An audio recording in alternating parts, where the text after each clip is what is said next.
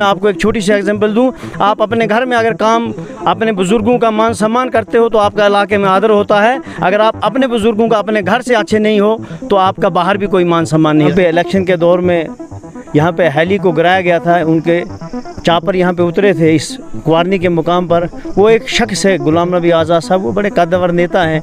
वो देश ही नहीं उसको बल्कि विदेश में भी जाना जाता है। बीजेपी की साजिश है, बीजेपी का एजेंडा है, तो हम वो अंदर वाली बात जानना चाहेंगे कि क्या ये बीजेपी का एजेंडा सच में बीजेपी का एजेंडा है, ताकि लोग जो हैं वो आज़ाद साहब की ओर जाएं और आने वाले वक्त में जो है वो बीजेपी और आज़ाद साहब की पार्टी जो है कोलिशन में गवर्नमेंट बनाए और उनका जो मुद्दा है, मिशन है, वो कामयाब हो सके। आपने मोदी जी की कम तारीफ की और आज़ाद साहब की ज़्यादा तारीफ की, इसलिए मैं कह रहा हूँ मुझे लगता है कि आपकी चाहत है कि आज़ाद साहब यहाँ आगे आने वाले चीफ मिनिस्टर बने, इसलिए मैंने आपसे ये सवाल। बात दुरुस्त है आपकी, क्योंकि गुलाम नबी आज़ाद साहब भी मोदी साहब की तारीफ़ करते हैं, तो इसका मतलब ये है कि अगर गुलाम नबी आज़ाद साहब जिसकी तारीफ़ करते हैं तो हम भी उसकी तारीफ़ करें तो कोई बड़ी बात नहीं, क्योंकि सच्चाई छुप नहीं सकती।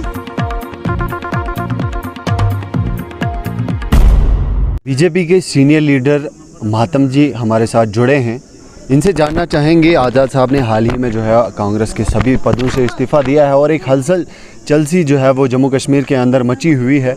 हर पार्टी के जो भी लीडरान हैं वो आज़ाद साहब को ज्वाइन करना चाहते हैं, उनके साथ जाना चाहते हैं। क्या आज़ाद साहब जो हैं अंदर की बात हम जानना चाहेंगे, लोग जानना चाहते हैं अंदर वाली बात जो है, जो कह रहे हैं कि आज़ाद साहब जो है वो बीजेपी की बी टीम है, डी टीम है, बीजेपी ने भेजा है जी, इनका कोई मिशन है कश्मीर को लेकर, तो क्या मिशन, ये वाकई में जो अफवाहें हैं ये सच हैं या नहीं? देखो जी, मैं आपके चैनल के माध्यम से एज ब्लॉक प्रेसिडेंट ब्लॉक चंगा बीजेपी, आज़ाद साहब जो हैं वो बहुत ही एक कद्दावर नेता हैं। रहा ताल्लुक कि वो भारतीय जनता पार्टी के ए टीम के हैं, बी के हैं या सी के हैं, उतनी सियासत हमको आती नहीं है।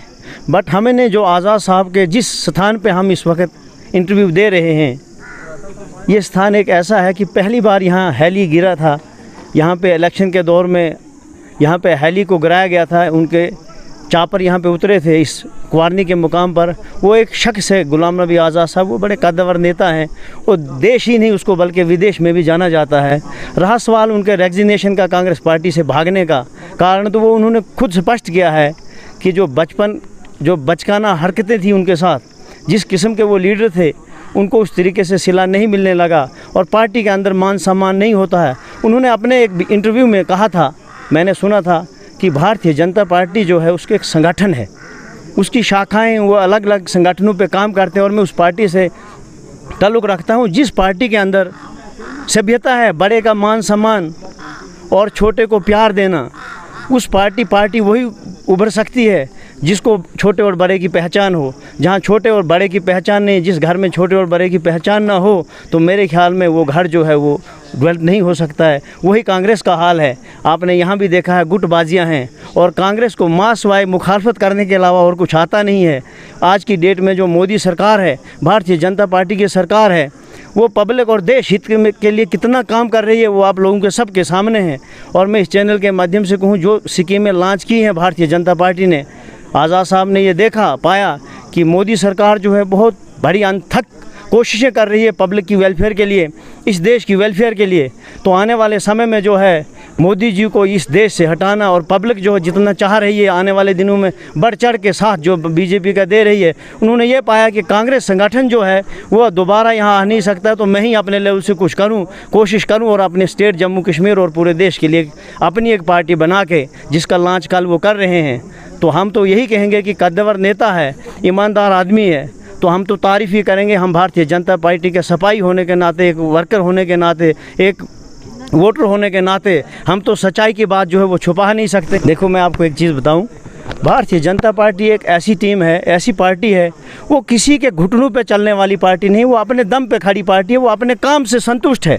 जिस तरीके से स्कीमें लॉन्च की है मोदी सरकार ने, गोल्डन कार्ड आयुष्मान भारत के लिए, जो एक गरीब गुरबा के लिए 5 लाख रुपए का डायरेक्ट बेनिफिट डीबीटी के थ्रू, और ट्रांसपेरेंसी का जो आयाम लाया गया जम्मू कश्मीर के अंदर।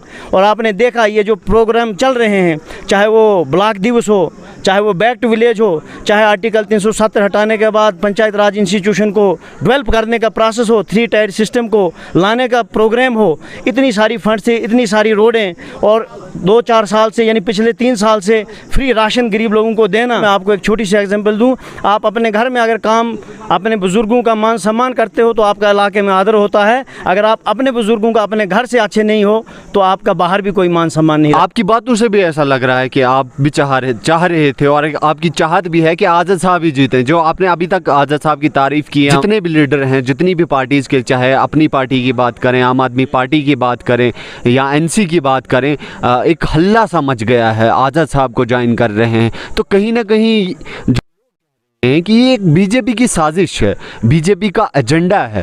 तो हम वो अंदर वाली बात जानना चाहेंगे कि क्या ये बीजेपी का एजेंडा सच में बीजेपी का एजेंडा है, ताकि लोग जो हैं वो आज़ाद साहब की ओर जाएं और आने वाले वक्त में जो है वो बीजेपी और आज़ाद साहब की पार्टी जो है कोलिशन में गवर्नमेंट बनाए और उनका जो मुद्दा है, मिशन है, वो कामयाब हो सके।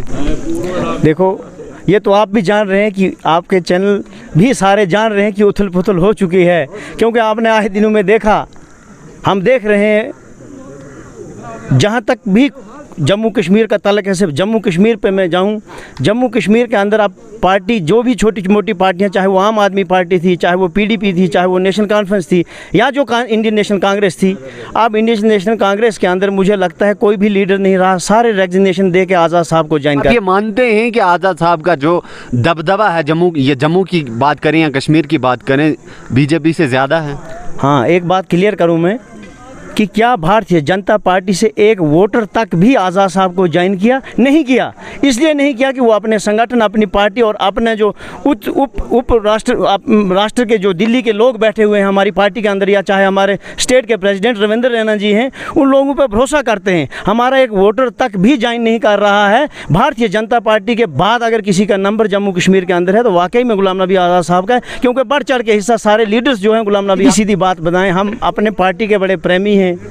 हम इस देश में आज अपने आप को महफूज समझ रहे हैं भारतीय जनता पार्टी की वजह से कि हम असल में हिंदुस्तानी हैं। नहीं, आपने इतनी तारीफ, आपने मोदी जी की कम तारीफ की और आज़ाद साहब की ज़्यादा तारीफ की। इसलिए मैं कह रहा हूँ, मुझे लगता है कि आपकी चाहत है कि आज़ाद साहब यहाँ आगे आने वाले चीफ मिनिस्टर बने, इसलिए मैंने आपसे ये सवाल। नहीं, बात दुरुस्त है आपकी, क्योंकि गुलाम नबी आज़ाद साहब भी मोदी साहब की तारीफ़ करते हैं, तो इसका मतलब ये है कि अगर गुलाम नबी आज़ाद साहब जिसकी तारीफ़ करते हैं तो हम भी उसकी तारीफ़ करें तो कोई बड़ी बात नहीं, क्योंकि सच्चाई छुप नहीं सकती। जिस कदर गुलाम नबी आज़ाद साहब ने जम्मू कश्मीर में 2.5 साल का जब वक्त एज चीफ मिनिस्टर मिला उनको, यहाँ हमारे इलाके के लिए जो काम किया है, हम उस काम को भी भूल नहीं सकते हैं। वो काम इन लोगों के लिए, हमारे गरीब गुरबाओं के लिए उन्होंने किया है, बहुत अच्छा योगदान रहा है उनका। उनके अलावा मुझे इस खित्ता चनाब में किसी और आदमी का या पूरे जम्मू कश्मीर के अंदर इतना बहुत बड़े पैमाने पे काम करने वाला दूसरा आदमी मुझे कोई लगता नहीं है। मोदी सरकार की एक विचारधारा है, वो विचारधारा के साथ चलने वाले लोग हैं, वो हर आदमी हर हित की बात करते हैं, हर आदमी की बात करते हैं। ये एक स्टेट लेवल की बात थी कि गुलाम नबी आज़ाद साहब ने सिर्फ स्टेट के अंदर हमारे लिए जब एज चीफ मिनिस्टर थे बहुत सारे काम किए हैं, और उनको आज घुटन महसूस हुई, उनको तंग किया जा रहा था, पार्टी के अंदर मान सम्मान नहीं हो रहा था, कोई संगठन नहीं, कोई तंजीम नहीं। उन्होंने कहा कि हमारे कांग्रेस के अंदर सिर्फ वही लोग बना के रखें जो 10-10 साल, 15-15, 20-20 साल से, चाहे गांव की कमेटी है, चाहे ब्लॉक लेवल की कमेटी है, चाहे डिस्ट्रिक्ट लेवल की कमेटी है, चाहे स्टेट लेवल की और चाहे सेंट्रल लेवल की कमेटी है, उनको चेंज नहीं किया जाता है, उनको ही रिटर्न उन्हीं को दोबारा करके उन्हीं को बनाया जाता है। तो भारतीय जनता पार्टी की एक सभ्यता है, तहजीब है, वो हर इलेक्शन करवाते हैं, चाहे वो बूथ लेवल का हो, चाहे वो मंडल लेवल का हो, चाहे वो डिस्ट्रिक्ट लेवल का हो, चाहे वो स्टेट लेवल का हो। आपने देखा पहली बार रिवोक किया गया, दोबारा से हमारे स्टेट प्रेसिडेंट रविंद्र रैना जी को इन्होंने दोबारा से स्टेट प्रेसिडेंट हमारे जेपी नड्डा साहब ने बनाया, तो उनके काम पे बनाया। अगर वो अच्छा काम कर रहे हैं तो उनको दोबारा से स्टेट प्रेसिडेंट का दर्जा मिला। आने वाले समय में जब काम नहीं करेगा कोई तो एकदम से रिमूव किया जाएगा। हमें मंडल प्रधान हूँ मैं इस बार, अगली बार कोई होगा, इसमें कोई शक नहीं कि मैं सारी उम्र एक कुर्सी पकड़ के बैठा हूँ। वो आज़ाद साहब को पसंद नहीं आया और बीजेपी से वो इत्तेफाक रखते हैं कि बीजेपी जो है ग्राउंड लेवल से काम करती है। तो ये थे हमारे साथ महात्म सिंह जी, ब्लॉक प्रेसिडेंट चंगा कॉन्स्टिट्यूंसी, उमर अब्दुल्ला से लेकर रविंद्र रैना तक, और जितने भी बाकी वर्कर्स हैं वो शायद आज़ाद साहब के सामने घुटने टेक रहे हैं, क्योंकि उनके जो काम है, उनके जो कारनामे हैं, उनका जो टेन्यूअर जम्मू कश्मीर के अंदर रहा है, उन्होंने जो काम किए हैं वो बिल्कुल सराहना है। तो आप ऐसे ही देखते रहिए द चुनाव टाइम्स, मेरे यानी सागर भट्ट के साथ। शुक्रिया।